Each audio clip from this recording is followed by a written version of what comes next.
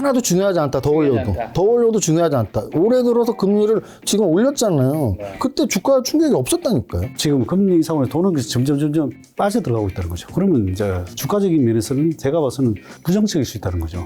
뭔 충격이든 뭐 저는 하나는 올 수 있다고 생각을 해요.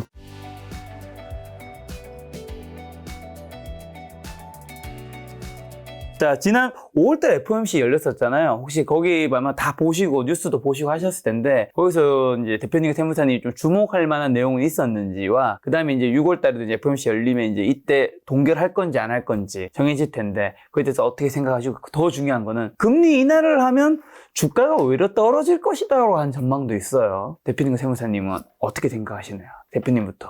금리 인하를 하면 주가가 떨어질 거라는 전망을 뭐 저는 본 적이 없으니까 누가 했는지는 모르지만 저랑 완전히 반대 의견이라고 저는 말씀을 드리고 싶고 그 이유는 뭐냐면 일단 금리는 더 이상 그렇게 중요한 변수가 아니다라고 저는 확인을 했습니다. 왜냐면 작년 1년 동안 하락장이었잖아요. 근데 작년에 그 3월에도 폭락, 6월에도 폭락, 9월에도 폭락 거의 뭐 3달에 한 번씩 폭락을 했는데 막 한 달에 뭐 5%, 10%씩 빠졌었죠. 음봉이 크게 나오는. 작년에 가장 큰 하락의 계기는 두 지표를 발표하는 날이었어요. 하나는 CPI 지표, 그리고 하나는 금리 인상. 근데 금리 인상은 막 0.5를 한다, 0.25를 한다, 0.75를 한다. 태어나서 처음 들어보는 무슨 자이언트 스텝이다, 뭐 빅스텝을 넘어서 자이언트 스텝에서 거기서 하나 더 넘는 것까지 막 언급이 되고 했을 정도였죠. 그리고 CPI 발표하는 날이면 몇을 예상하고 있는데 몇이 나오면 어떻고 몇이 나오면 어떻고 매일 텔레그램이나 이런 데서 다 돌았단 말이죠. 그리고 실제로 CPI 발표하는 날, 그리고 금리 인상 발표하는 날은 거의 주가가 떨어졌습니다. 심지어는 후폭풍이 며칠을 간 적도 있었고. 그게 작년이에요. 그럼 올해는 어떠냐?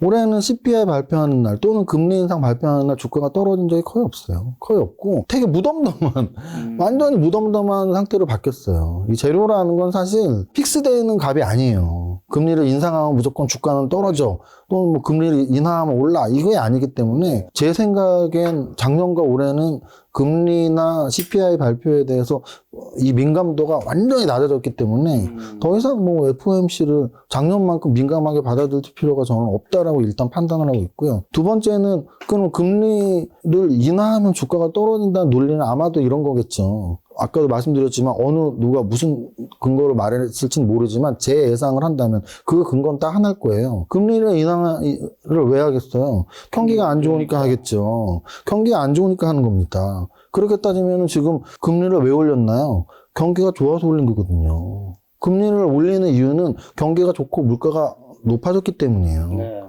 그런데 금리를 올리면 주가가 떨어졌잖아요. 경기 관점으로 주가가 떨어진 게 아니고 물가의 관점에서 주가가 떨어졌다고요. 물가의 관점에서 주가가 떨어졌죠. 그러면 금리를 인하할 때는 결국은 물가가 확실히 잡혔기 때문에 금리 인하를 하는 거예요.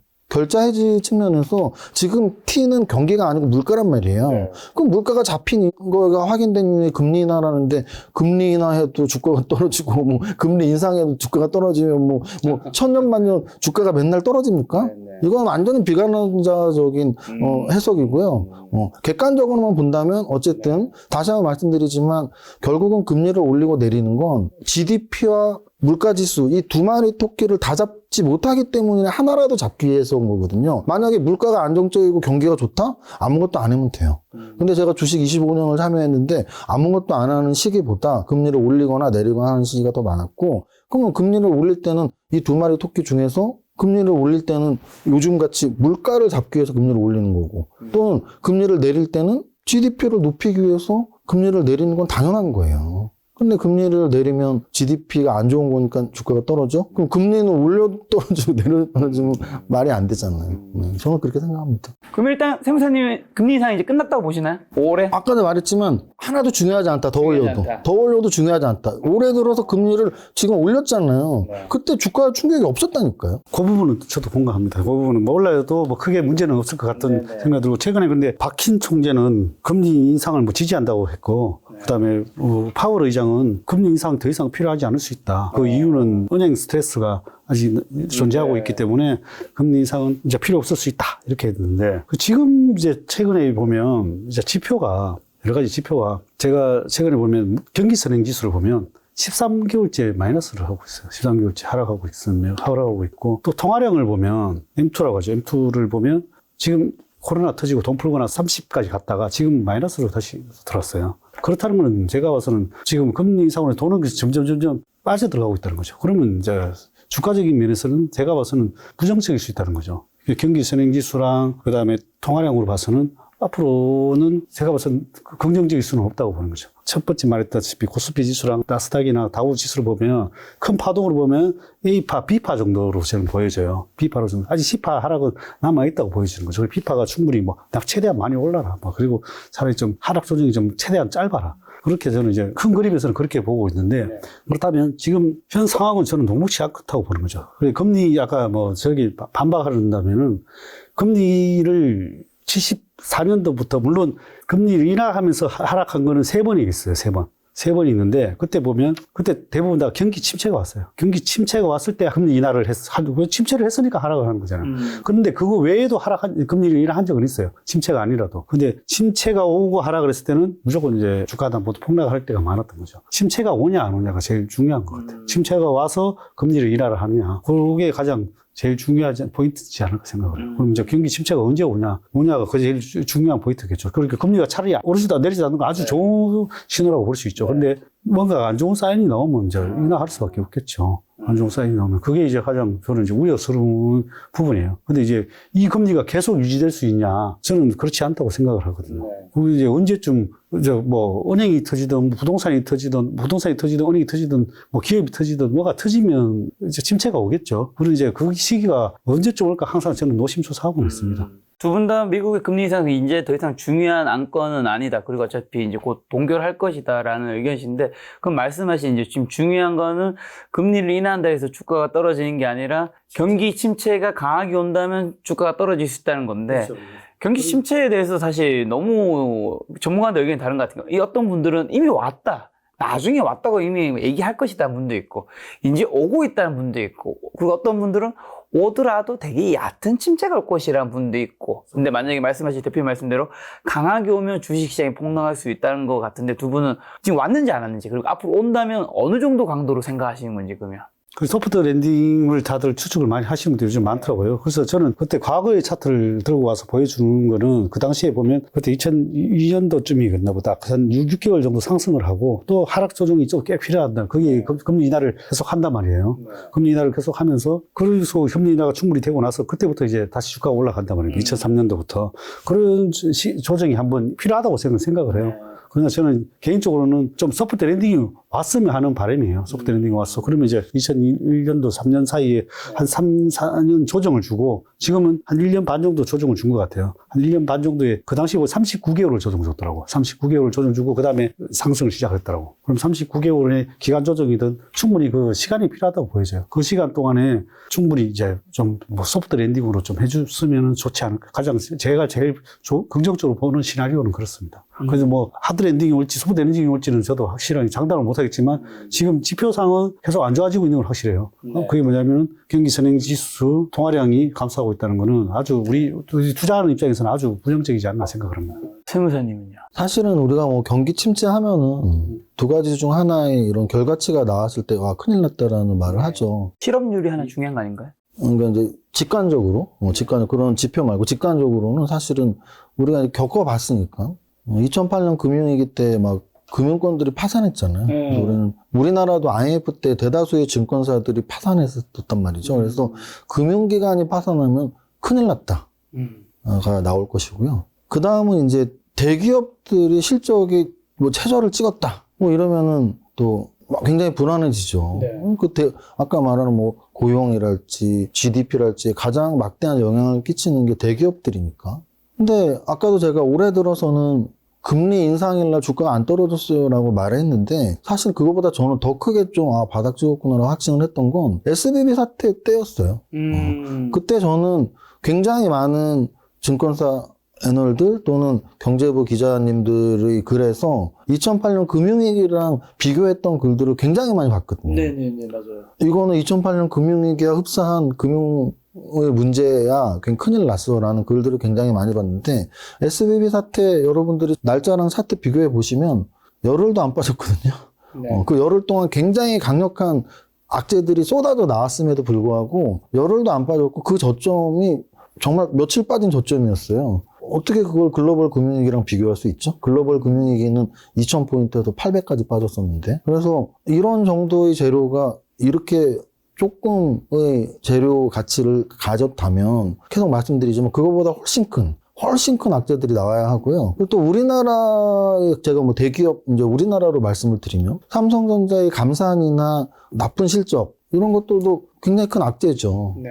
얼마나 어려우면 그랬을까 다 생각하지 않나요? 그럼 거기에서 더 큰 악재는 뭐 하나 부도가 나야 되나요? 그래서 어찌 보면 우리가 예상하는 금융권의 위기 또는 뭐 대기업들의 위기 이런 거는 이미 벌써 한 번씩 보여줬고 여기에서 더 큰 예를 들어 SBB보다 더 큰 대형은행이 또는 삼성전자가 이번 실적보다 훨씬 더 나쁜 실적이 나오는 더 큰 악재가 아니라면 악재로서의 효과는 올해는 좀 미미해 보인다. 그러면 결국은 올해는 많이 좋은 거죠.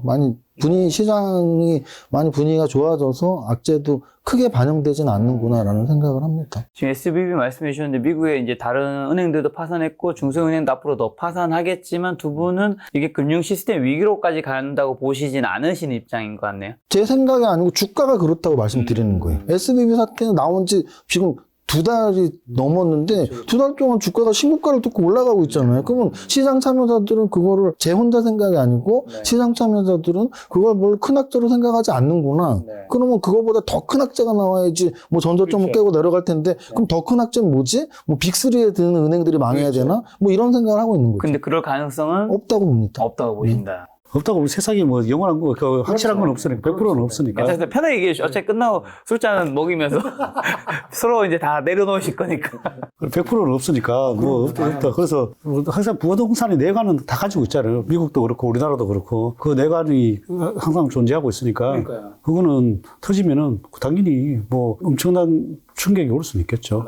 그죠. 그런 충격이 왔을 때 이제 또 대응을 하겠죠. 돈을 푼다든지 은행에 뭐 보증을 쓴다든지 뭐 그런, 뭐 이제 나라에서 한번 또 그런 이슈는 한번 있겠죠. 아니, 대표님 지금 그런 가능성이 있다고 말씀하신 건가요? 아니면 다른 의견을 얘기하고 싶어서 그렇게 얘기하신 건가요? 그러니까 뉘앙스가 그럴 것 같지 않은데 가능성이 있다 정도 얘기하신 것 같아서. 근데 가능성은 있다에는 저도 동의해요. 제가 늘 말씀드리지만 100% 이게 없으니까. 세상에 이게 우리가 뭐 코로나가 터질 줄 세상에 아무도 몰랐잖아요. 블랙스완이라는 게 언제든지 나올 수 있는 거죠. 지금은 또 금리가 5.5%고 미국으로 따졌을 때 5.5%.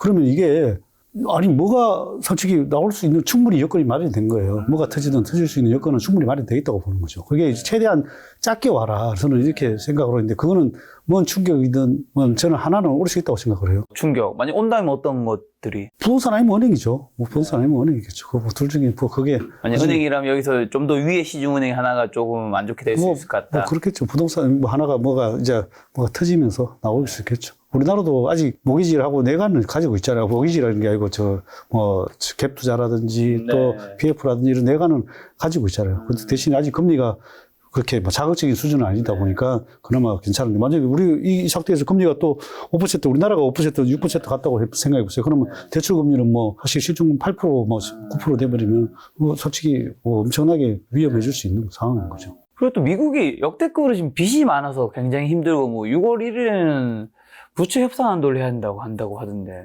어떻게 보시나요? 근데 주식을 오래 했을 때의 장점은 새로운 재료는 거의 없다라는 거예요. 네. 미국 연방정부가 망한다는 말은 몇 년에 한 번 나오거든요.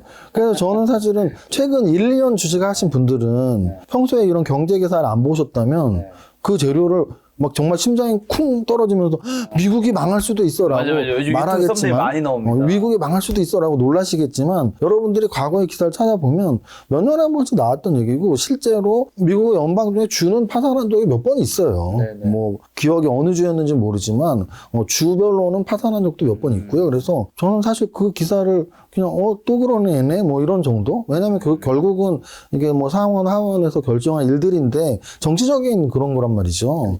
그럼 결국은 정치인들이 경제를 죽이는 심지어는 뭐 미국을 망하게 하는 그런 결정을 내릴 리는 없단 말이에요. 어느 정도의 기싸움일 뿐이지. 그래서 그거는 다시 한번 말씀드리지만 절대 처음 나는 재료가 아니라서 여태까지 과거에도 있었던 재료인데 늘 그냥 적당히 넘어갔던 제 기억에 제가 만약에 그게 굉장히 큰 거라면 평생 기억을 하고 있겠죠. 저는 제가 주식을 하면서 굉장히 컸던 재료들은 다 기억을 하고 있단 말이에요. 근데 예를 들어 나라가 뭐 망했다는 표현은 그렇지만 뭐 그리스 부도 위기 뭐 이런 약간 정말 딱 들어도 아 그래 그 나라는 좀 그렇게 될 수도 있어. 그럴 때는 굉장히 큰 위기가 와요. 미국이 망한다는 거는 정말 정치인들이 그 싸움일 뿐이지 아무도 그렇게 믿지 않기 때문에 그렇게 중요한 재료로 보진 않습니다. 저도 부채 한도는 똑같은 의견이고요. 그런데 이제 아까도 얘기했다시피 뭐가 나올 수 있다는 거는 충분히 진짜 음모론적이긴 한데 아니 금리를 결국은 무슨 상황이 되면 신기하게도 무슨 재료 악재가 터지게끔 만들어줘요. 뭐가 터지게끔 만들어주고 우리가 알지 못하는 재료가 터져서 악재가 발발이 돼서 그게 또 현실화되고 이러면서 그게 금리 인하로 또 침체가 오고 금리 인하로 되고 뭐 어떤 그런 것들이 아는 재료는 잘 안 나오는 것 같아요. 우리가 알고 있다가는 터지지 않고 또 모르는 데서 나올 때가 많아요. 그래서 요즘 유튜브 보면 달러 패권이 끝나가고 있다. 달러 위기가 시작됐다. 이런 얘기 나오던데 어떻게 보세요? 쉽게 깨지지 않을 것 같은데 달러 패권은 뭐 이게 지금 현재에서 뭐 그걸 뭐 패권 뭐 중국이 그걸 위안화로 뭐 한다고 해봐도 내가 봐서는 그거 어려울 것 같고 달러 패권은 제가 살아있는 동안 그 깨지지 않을 것 같아요.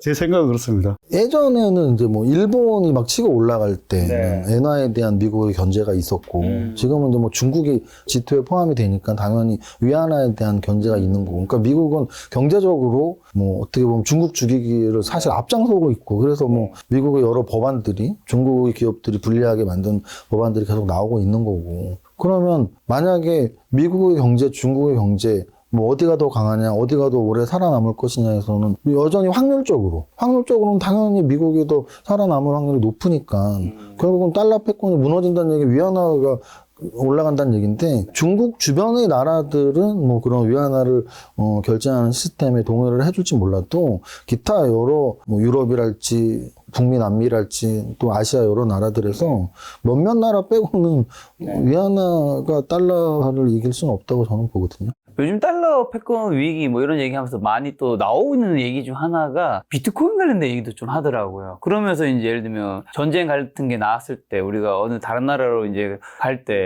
뭐 한국의 자산을 뭐 아니면 그 나라의 자산을 있는 그대로 두고 갈 수 없으니까 코인이라는 게 가격은 좀 출렁출렁 했었지만 그 가치를 좀 인정받을 수 있다. 특히나 뭐 어떤 분은 동아시아에 뭐 일본, 중국, 한국 뭐 부자들이 사는 나라 사람들이 많은데 거기에서 어쨌든 뭐 대만을 비롯해서 위기가 발생하면 비트코인 가격이 심상치 않을 수 있다고 하던데 두 분은 그 의견에 대해서 어떻게 생각하시고 그리고 또 코인에 대해서는 어떻게 생각하시는지 궁금합니다. 또 제가 알기로 두 분이 뭐 슈퍼개미로서 주식만 딱 정답이라고 생각하시는 분은 아닌 걸로 알고 있어서.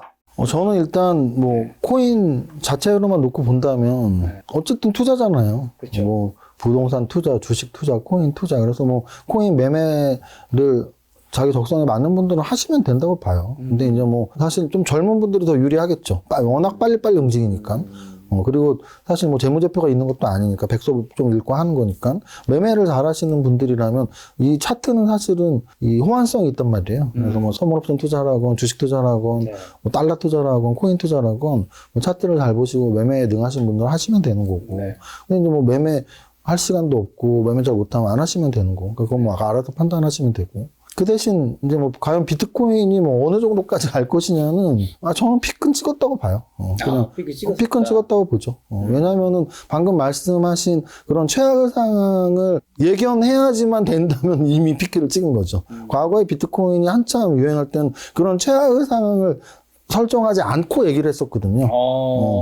비트코인이 사랑을 한참 많이 받고 했을 때는 최악의 상황이 아니고 이거는 정말 새로운 결제 시스템의 혁명이고 비트코인이 앞으로 모든 자유시장에서 다 거래가 될 것이고 지갑을 갖고 다닐 필요도 없고 그래서 그런 기술을 이해 못하는 저 같은 사람들은 어떻게 돈을 안 갖고 뭐 이렇게 코인 지갑만 갖고 다니면 되지 뭐 이렇게 의아해하면서 공부를 할 정도로 모든 결제 시스템이 바뀌고 이제 우리는 돈이 필요 없는 시대라고 말을 할 때가 엊그제 같아요. 근데 그때는 정말 피크였던 거죠. 많은 사람들이 믿고 있었고. 근데 지금은 김 작가님의 질문 자체가 뭐 전쟁이 났을 때 비트코인이 좋아지는 거 아니에요? 라고 위기적인 얘기를 해야지. 설정을 해야지만 그 상황이나 돼야지 그럴까 말까라는 얘기고 그 상황이 안 될 확률이 더 높고 그 상황이 돼도 비트코인이 달러를 이길 것까지 굳이 뭐 설정을 할 필요는 저는 없다고 봐요.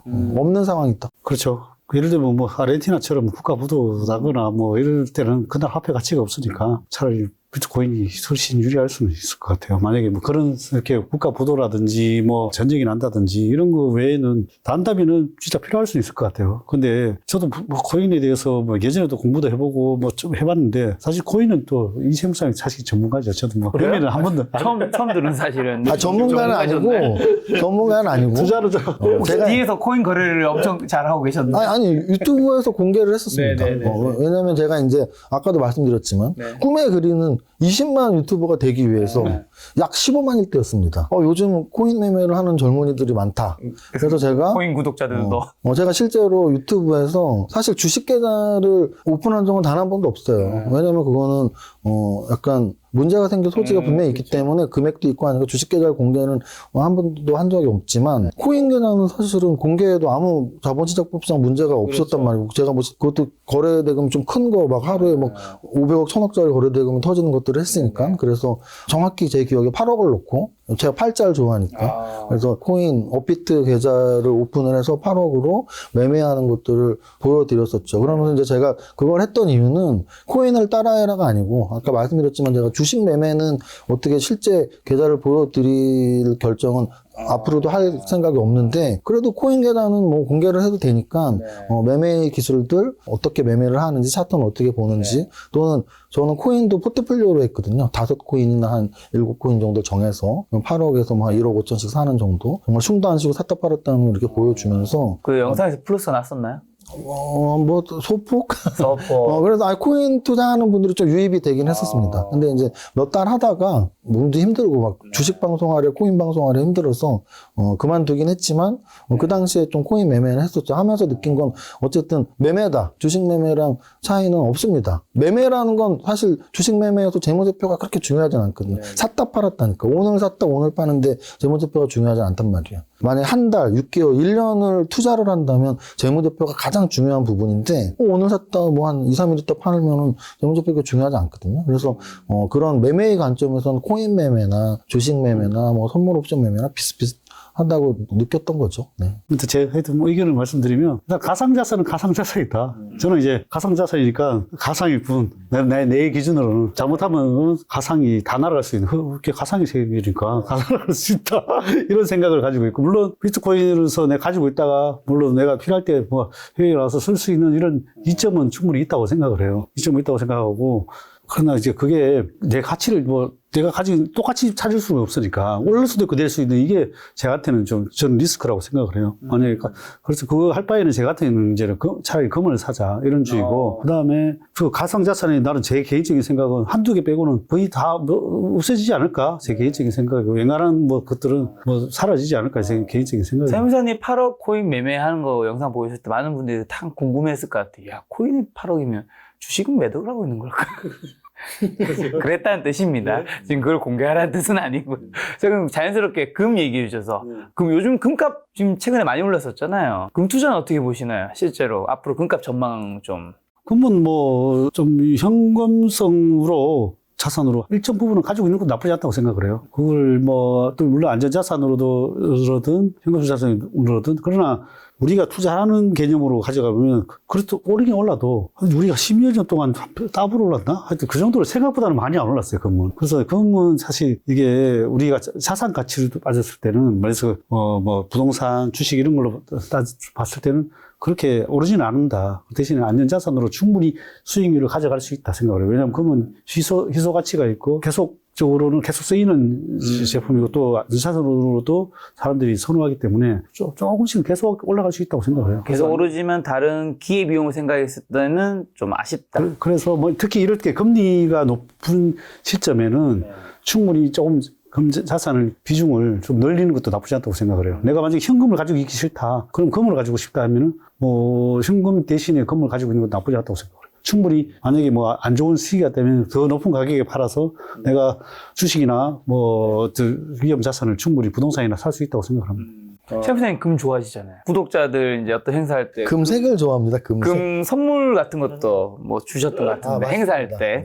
금바라고 하나요? 조그만 거. 맞습니다. 네. 예전에 이제 제가 상담을 한번 했던 고객 중에 그런 질문을 하시더라고요. 요즘 같은 시장에서는 금과 달러와 주식의 비중은 어떻게 해야 되냐. 그래서 제가 재테크 공부를 너무 많이 하셨군요. 금과 달러는 투자 안 하셔도 됩니다. 그 이유는 뭐냐면 이제 금액의 차이예요. 금액의 차이. 예를 들어 뭐 이 방송을 보시는 분 중에 네네. 저 50억, 100억 있다. 그럼 뭐 그 중에 뭐 아까 우리 배 대표님이 말씀하신 것처럼 현금 갖고 있는 금 10억, 달러도 뭐 이거 싸둘 때 좀 쌀 때 좀 살까? 뭐 달러 10억 뭐 이렇게 할 수 있죠. 근데 이제 뭐 1, 2억, 2, 3억 뭐 5억 미만으로 하시면서 그 금액에서 달러나 금 투자를 하는 건 제가 보기엔 굉장히 비효율적 이라고 보는 거죠. 그래서 우리나라의 대표적인 투자는 일단 부동산 투자하고 주식 투자죠. 원래는 이제 채권 투자까지 끼어 있어야 되는데 채권 투자조차도 요즘에는 그래도 좀 그 금리 변동 때문에 금리가 올라간 상태에서 채권을 사면은 금리가 떨어지면서 채권 가격에서 수입이 날 확률이 높기 때문에 이제 채권 투자에 조금 관심을 갖는 분들이 많아졌기는 하지만 전통적으로 사실 채권 투자는 그거 역시 굉장히 기관들이나 고액자산가들이 했던 투자거든요. 왜냐하면 그 작은 몇 퍼센트를 벌기 위해서 하는 거란 말이죠. 그래서 우리나라의 전통적인 재테크는 부동산과 주식이고 저는 그 두 가지면 충분히 차고 넘친다고 봐요. 그 충분히 차고 넘친다는 게 뭐냐면 공부할 게. 왜냐면 투자는 결국 공부하면서 하는 게 가장 좋은 결과치를 내니까. 그래서 뭐 부동산 공부, 주식 공부 열심히 하셔갖고 이 두 가지만 하셔도 충분히 재테크로서 성공할 수 있으니까. 굳이 뭐 금투자, 채권 투자, 달러 투자는 뭐 고려 대상 밖으로 말씀드리고 싶네요. 두 분은 또 뭐 여러 자산에 투자를 해보신 슈퍼게임이시니까 저 궁금한 게 얼마 전에 또 워렌 버핏이 주주총회가 있었잖아요. 근데 워렌 버핏과 그 파트너인 어쨌든 찰리 먼거는 코인 관련된 것들을 덩이라고 표현을 하잖아요. 굉장히 안 좋게. 어떻게 보면 이제 두 분이 뭐 워렌 버핏을 어쨌든 투자 방법은 다르더라도 굉장히 이제 좋게 존경한 인물 중 한 분이시고 투자에서 구루 중 한 분이신데 투자의 구루 중 한 명인 워렌 버핏이 어쨌든 어떤 자산을 굉장히 안 좋게 보는데도 불구하고 우리 개인들은 어쨌든 그런 자산에 왜 투자를 하려고 할까요? 그게 뭐 옳다 그르다에 떠나서 어떻게 보세요? 아까 이미 말씀드린 거가 다 포함되는데요. 워렌 버핏이 매매를 하지 않습니다. 투자를 하는 거예요. 여러분들이 알고 있잖아요. 워렌 버핏은 한 기업에 뭐 3%, 5%, 그 기업의 거의 뭐 10분의 1을 지분을 갖고서 죽을 때까지 지금 몇십 년을 투자를 하고 있는 거죠. 코인은 아까 제가 말씀드렸잖아요. 코인은 말이 코인 투자지 코인 매매거든요. 코인을 하나 사놓고 무슨 10년, 20년 나는 죽을 때까지 갖고 있어야지라고 할 정도의 코인은 정말 비트코인이나 될까 말까 정도고 여러 뭐 우리가 소위 말하는 잡코인, 뭐 김치코인 이런 것들을 누가 무슨 5년, 10년 보고 투자하나요? 절대 그렇지 않습니다. 그냥 샀다 팔았다. 코인은 투자가 아니라 매매니까요. 그러니까 당연히 워렌 버핏은 매매를 하지 않는 사람이니까 매매 대상은 투자 대상이 아니야라고 말하는 건 당연히 동의를 하고 다만 제가 아까 말씀드렸지만 나는 차트를 잘 봐. 나는 매매 기술이 좋아라고 하시는 분들은 주식 매매나 코인 매매나 뭐 비슷한 류라고 말씀을 드린 거고요. 또 하나는 저런 게 있어요. 그런 말이 있습니다. 전쟁을 아까 뭐 비트코인 전쟁 막 이런 얘기했는데 전쟁을 할지 안 할지 결정하는 사람은 군인이 될 나이를 지난 정치인들이라는 말이 있거든요. 저는 그거를 비슷하게 말씀드리고 싶은 건 뭐냐면 코인을 할지 안 할지 결정할 사람은 사실은 젊은이들이에요. 나이 많은 60대 이상의 자산가분들 코인 거의 절대 하지 않습니다. 아까 제가 말했던 부동산과 주식으로 또 차고 넘치는 공부를 해야 되고 또 이미 부동산과 주식으로 돈을 많이 버신 분들이 굳이 코인이라는 대체 수단의 대체를 할 리가 없죠. 그런데 돈이 정말 없는 젊은이들, 뭐 20대 후반, 30대 초반에 월급 한 2, 300만 원 받아서 나 한 50만 원 있는데 100만 원 있는데 50만 원, 100만 원으로 집을 사겠습니까? 뭐 삼성전자 주식을 사겠습니까? 삼성전자 주식을 내 한 달에 50만 원씩 1년 동안 500만 원 그거 좋은 주식 사야 돼. 저는 그건 거짓말이라고 말씀드리고 싶어요. 왜? 아니 한 달에 50만 원씩 1년 동안 500만 원 삼성전자 주식 투자한다고 인생이 절대 달라지지 않을 거라고 저는 생각을 하거든요. 2년 전에 9만 원이었던 게 지금 6만 원인데 그 뭐 젊은이들 매달 월급 그거 넣는다고 뭐 인생이 뭐가 달라졌나요? 2배, 3배가 가도 별로 달라지지 않거든요. 그래서? 50배, 100배가 가야지 달라져요. 그런데 젊은이들은 그러면 돌파구가 있어야 될 거 아니에요? 근데 주변에서 본 거죠. 야, 나 100배 벌었어, 코인으로. 그래? 그럼 100만 원으로 100배면 1억인데? 나도 해볼까? 뭐 이런 거죠. 제가 말씀드리고 싶은 건 코인 매매의 대상자가 아닌 사람이 굳이 그걸 판단해 줄 필요가 없다는 거죠. 그 판단은 하실 분들이 하면 되고 그래서 제가 그 말씀 드린 거예요. 만약에 젊은 분들 나만 50만 원, 100만 원 있어. 주식 매매 한번 해보시고 나 매매 투자보다는 좀 매매에 뭐가 일가견이 있는데 그럼 또 코인 매매도 한번 해보시고 50만 원 100만 원 없어진다고 인생이 크게 막 좌절될 금액은 아니잖아요. 근데 거기서 정말 내가 매매의 기술을 발견해서 돈이 20배 100배가 늘어난다면 그러면 인생이 바뀔 수 있는 거거든요. 그래서 결국은 코인 매매는 뭐 나이가 많은 자산가가 하는 게 아니기 때문에 저는 그렇게 생각합니다. 굉장히 현명한 답변이었습니다. 무슨 한번 섹다가 크게 가고 나면 그게 잘 못 간다 그랬잖아요. 저는 코인은 제가 봤을 때는 2000년도 IT 버블이라고 비슷하다고 생각해요. IT 버블 때랑 거의 거품이 엄청 낀 거죠. 사실 뭐 가상자산 이런 게 사실 뭐 형태가 없는 거에다가 우리가 어떻게 보면 투자를 한 거잖아요. 투기를 한 거죠. 어떻게 보면. 투기를 한 사람들이 많은데 아까 그 말에 또 반대할 게 있어요. 우리 주변에 내 60이 넘으신 분이 한 10배, 100배 오른다면서 그 사람이 왜 사냐. 그리고 돈 자산도 엄청 많으신 분이에요. 근데 그것도 몇 억씩을 해요. 몇 억씩을 하는데 그래서 하면서 왜 사냐 그랬더니 막 1억 천금을 노리는 거지. 사서 100배 오른다니까 1억 넘으면 100억이 떨어지니까. 그러니까 그분들 제일 중요한 거는 투기심이죠. 투기. 이게 그러니까 내가 1억을 넣고 어마어마하게 많이 벌려는 욕심이죠. 욕심. 어떤 뭐 정보를 들은 게 아닐까요, 그분은? 코인에 대해서 공부를 많이 했던데 공부를 많이 했으니까 자른대로는 확신을 가지고 했던데 제가 생각하기에는 그런 것들도 한번 세게 갔잖아요. 가면 참 반등을 줘도 생각보다 못 간다는 거죠. 그게 사실은 원래는 벌써 한번 왔다가 갈 거였는데 코로나 때문에 돈이 풀리면서 한 번 더 왔다고 생각을 해요. 그러면서 완전 오버슈팅이 한번 나왔다가 저는 이제 점점 꺼져가지 않을까. 개인적인 생각. 차트적인 면에서도 다 그렇고 그래서 대시세를 냈기 때문에 앞으로 없어지는 코인들은 거의 한 5% 이상이 될 거고 그 중에 이제 진짜로 우리가 돈을 바꿔서 내가 쓸 수 있는 자산 한두 개 정도는 몇 개 정도는 사서 돌아다니지 않을까. 대부분의 코인은 사라질 거라는 거에는 세무사님도 공감하시는 거죠? 맞습니다. 저도 뭐 하면서 이렇게 백서도 읽어보고 이렇게 내용을 읽어보면 이런 게 진짜 왜 필요할까라는 코인들이 꽤 많이 있더라고요. 그리고 기업에 투자하는 주식하고 확실히 다른 건 이제 저기죠. 기업은 결국은 청산가치라는 게 존재하잖아요. 청산가치. 그래서 그 기업의 우리가 PBR만큼은 아니더라도 PBR을 꼭 확인을 하는 이유가 정말 최악의 경우에 이게 뭐가 돈이라도 있는 회사야? 뭐 남는 게 있는 거야?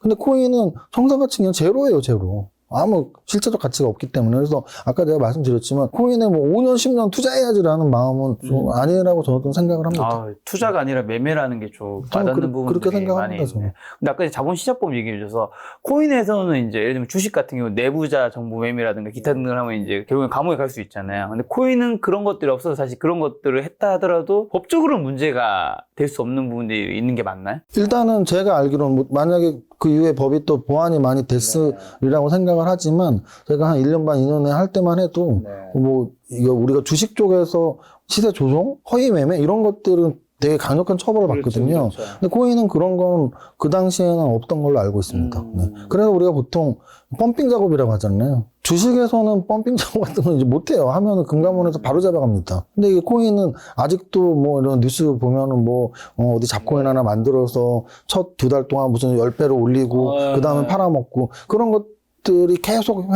성행하는 이유가 뭐 잡혀가지 않기 때문 아닐까요?